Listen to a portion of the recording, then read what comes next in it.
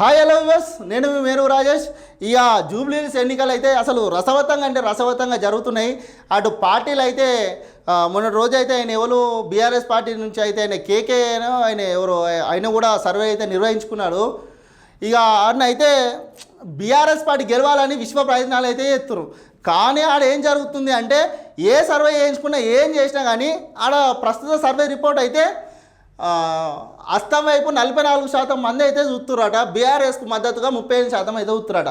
ఎన్ని సెంటిమెంట్ రాజకీయాలు చేసినా ఏం చేసినా జూబ్లీహిల్స్ మాత్రం అటు నవీన్ యాదవ్ వైపే చూస్తుంది. లీడులో కాంగ్రెస్. జూబ్లీహిల్స్ ఉప ఎన్నిక తాజా సర్వే.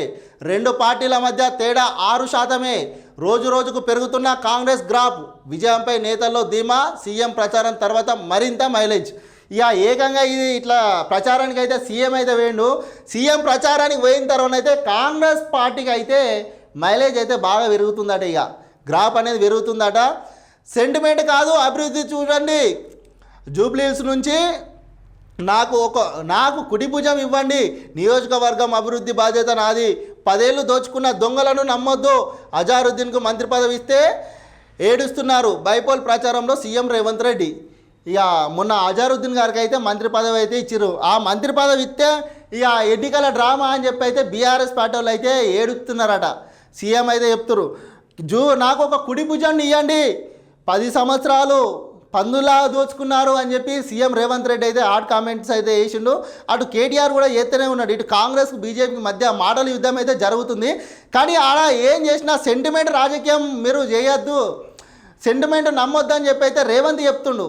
ఎందుకంటే నాకు అభివృద్ధి చేస్తా, నాకు ఒక కుడి భుజాన్ని ఇవ్వండి, జూబ్లీహిల్స్ అభివృద్ధి చేసి చూపిస్తానంటుండు రేవంత్ రెడ్డి. మొన్న అటు సినీ ఇండస్ట్రీస్ కూడా మీ పిల్లల కోసం చదువు కోసం నాణ్యతమైన మన నేషనల్ స్కూళ్ళను కూడా చేపిస్తా అని చెప్పిండు. అటు పోలీస్ వాళ్ళకు కూడా చేపించిండు. ఇట్లా రేవంత్ రెడ్డి చెప్తుండు, అభివృద్ధి పరంగా నేను ముందడికి తీసుకుపోతా, నాకు ఒక కుడి భుజాన్ని ఇవ్వుర్రి అని చెప్తుండు. రేవంత్ రెడ్డి ప్రచారం చేసినాక జూబ్లీహిల్స్లో సర్వేనైతే కాంగ్రెస్కి అయితే అనుకూలంగా వస్తుంది. తాజాగానైతే కాంగ్రెస్కు ప్రజలైతే ఓటర్సు కాంగ్రెస్ వైపు అయితే మల్లుతున్నారు. ఇక బీఆర్ఎస్ పార్టీ సెంటిమెంట్ పెట్టుకొని రాజకీయం చేసుకుంటే ముందరికైతే పోతుంది. ఇక కాంగ్రెస్ పార్టీ మీదనైతే అటు రౌడీలు రాజకీయం చేస్తారు అని చెప్పి అయితే ఎన్నో విమర్శలు చేస్తారు. కానీ ప్రజలైతే మంచి తీర్పునైతే ఇవ్వాలి. ఎందుకంటే ఇక జూబ్లీహిల్స్ అయితే ఒక రకంగా మారింది ఎన్నికలు.